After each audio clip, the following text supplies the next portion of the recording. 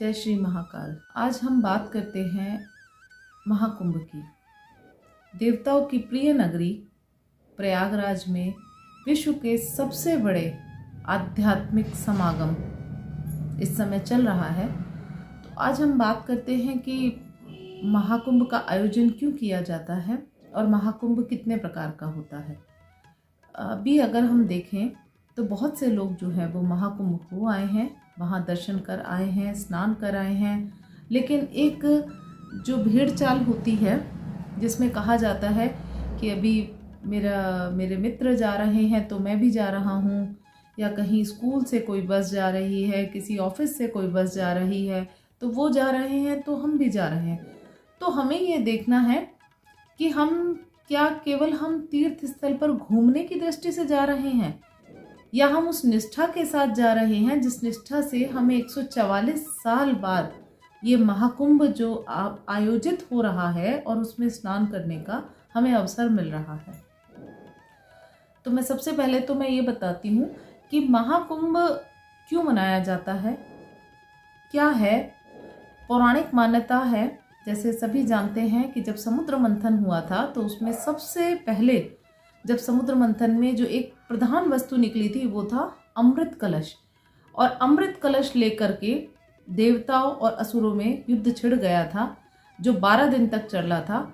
जब देवता उस कलश को लेकर जा रहे थे तो असुर पीछे जा रहे थे, तो वहाँ उस कलश से जो बूंदें गिरी थी वो 4 स्थानों पर गिरी थी। 4 स्थान कौन से थे? हरिद्वार, प्रयाग, नासिक और उज्जैन। उन्हीं स्थानों पर महाकुंभ का आयोजन जो है वो कुंभ का आयोजन किया जाता है। और कुंभ, आप कहेंगे कि 12 वर्ष बाद ही क्यों कुंभ का आयोजन किया जाता है? क्योंकि जो देवताओं का एक दिन है वो मनुष्य के 1 वर्ष के बराबर है, और 12 दिन तक वो युद्ध चला था। तो 12 वर्ष जो है, 12 दिन 12 मनुष्य के 12 वर्ष के बराबर है। तो प्रत्येक 12 वर्ष बाद जो है वो कुंभ का आयोजन किया जाता है। अब हम बात करते हैं कि कुंभ होता कितने प्रकार का है। कुंभ 3 प्रकार का होता है। पहला जो होता है वो होता है अर्धकुंभ, जो प्रत्येक 6 वर्ष बाद लगाया जाता है। दूसरा जो है वो पूर्ण कुंभ होता है जो 12 वर्ष बाद लगाया जाता है। और महाकुंभ जो होता है 12 पूर्ण कुंभ के बाद, अर्थात 144 वर्ष बाद जो है वो जो महाकुंभ जो है वो आता है।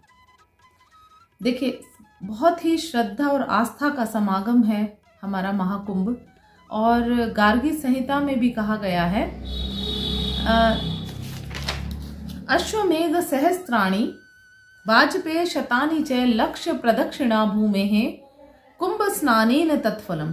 अर्थात सहस्त्रों बार, हजारों बार यदि हम अश्वमेघ यज्ञ कर ले, और वाजपेय शतानि च, और सैकड़ों बार यदि हम वाजपेय यज्ञ कर ले, लक्ष्य प्रदक्षिणा भूमेः, अर्थात 1,00,000 बार, 1,00,000 बार भी यदि हम भूमि की परिक्रमा कर ले तो भी हमें वो फल प्राप्त नहीं होगा जो हमें कुंभ स्नानेन तत्फलम, जो हमें कुंभ के स्नान से होता है।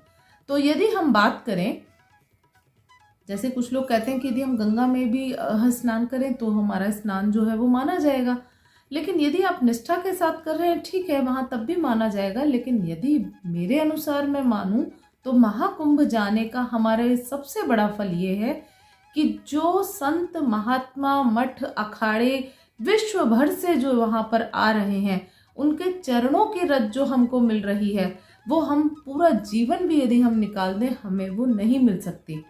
पूरा जीवन हम बिता देंगे, हमें उनके चरणों की रज नहीं मिलेगी, उन पुण्य आत्माओं के हमें दर्शन नहीं होंगे।